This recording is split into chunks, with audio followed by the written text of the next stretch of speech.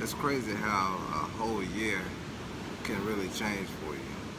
You know, this time last year, I had just lost my job, and a job I had been on for a little minute, and had climbed the corporate ladder a little bit, and had started seeing, different things. And right when I felt like I was getting ready to hit my stride, you know, it was taken from me, and at the time I was like, oh, it must be a sign. It's time for me to do something else or whatever. However, I was looking at it in multiple ways and variations. So it had got to the point where I was betting on myself and nothing was coming in. I had started up a couple ventures and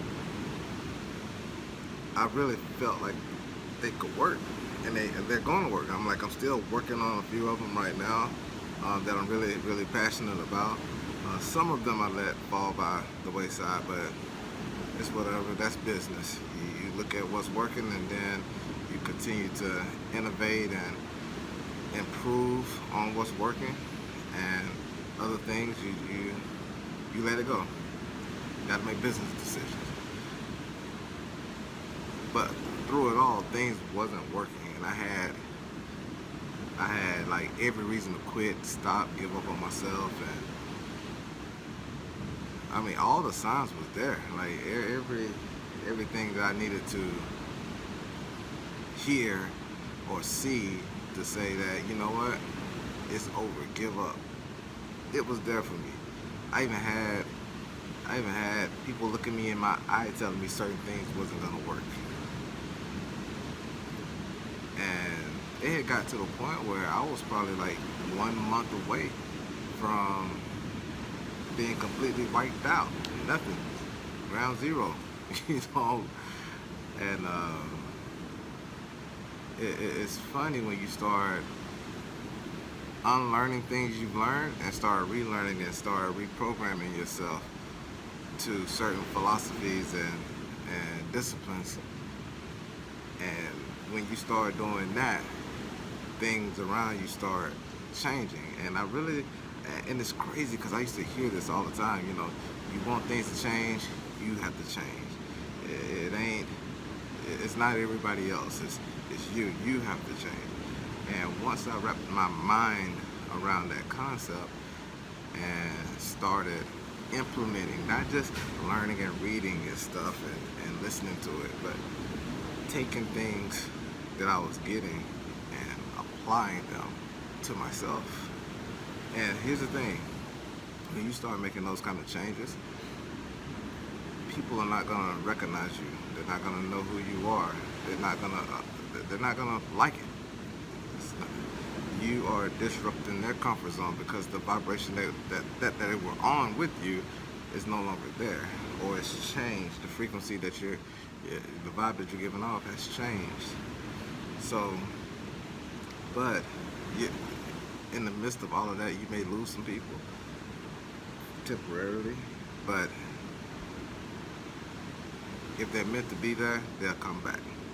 And for the most part, one thing you're gonna learn is that most people won't be there with you through the change and the transformation, but because they can't see what you're seeing.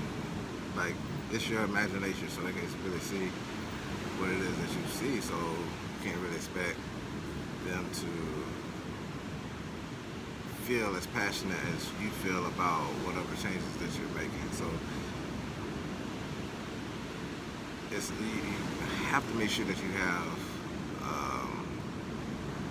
the right support around you, and sometimes that support is no one around you. It is you. You are your biggest cheerleader and your biggest supporter, and you have to be comfortable and cool with it. Because I had to be comfortable and cool with it. Like my phone, the first thing that I noticed, my phone stopped ringing as often. I wasn't being invited out to things like I was before. And you know, those kind of things can increase your anxiety and depression. I've seen it in people. It did it to me too. But then once you start learning how anxiety and depression works, things starts changing. So I said all of that to say this: if you're going after something, a goal, a dream, whatever it is, know that it starts with you. If you want to know what the next 3 years look like, look at the last 3 years. Because if you don't change anything, I promise you, you can sing all your couldas, wouldas, and shouldas all you want. You'll just be shitting all over yourself, as Tony Robbins has said before. And nothing will be different.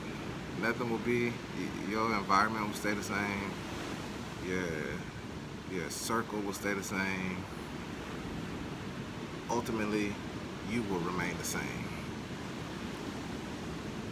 And I'm telling you, if I can go from having nothing to experiencing all of this behind me, like I'm telling you, just a little over a year, just like that, then anybody could do it. Because I promise you, everything that I was taught growing up and in school and stuff like that, I'm pretty sure you were taught some of the same things, or if not the exact same thing, or something similar to it, or a variation of it. And that's cool, that's fine, because I feel like the people who taught us did the best they could with what they had. And that's the way you gotta look at it too. And if you're carrying around a lot of bitterness and resentment towards, friends, family, whoever it may be, I invite you to, if it's bothering you like that, have one conversation with them about it, where they just sit and listen. Just let them know you need to get it off your chest once and for all, and dump it. You gotta dump that stuff, because if you're carrying it around, it's like your body's like a vessel, and if you feel it, if you're toting a lot of junk and garbage with you, eventually it's gonna start smelling, and you're gonna give it off. Like, people will smell you coming a mile away with negativity and drama and resentment and things like that, because it's an energy and people can pick up on it. And you don't want to be a person that blames everyone else for your lack thereof. So there's an abundance out here for everyone, but in order for you to get it, you have to prove that you're worthy of getting it. And it starts with this. Like, you've heard knowledge is power, all this stuff. You've been taught all these things, but you haven't really learned it. And that's a whole nother conversation for a whole nother video. What it really takes to embody those type of philosophies. So, but I just wanted to make this real quick for anyone that is starting off on their entrepreneurial journey, trying to be a business owner, or as Steve Harvey has said before, taking that jump, taking that leap out there, that leap of faith, and growing your wings on the way down. That's going to be probably the scariest thing you're ever going to do, is that fall down. The jump is hard, but that uncontrollable flailing that you're going to be doing on your descent down, because you are going to go down quick, fast, but it's what you do in the middle of the descent, and eventually you'll catch the right wind, and then all if you're working though, you'll catch the right wind, and you'll start seeing yourself elevate, and then all of a sudden you're going to elevate past the level that you were on previously, and you're going to see something that you never seen before, experienced before, and It's a very beautiful sight, and I hope that for you. I wish that for you.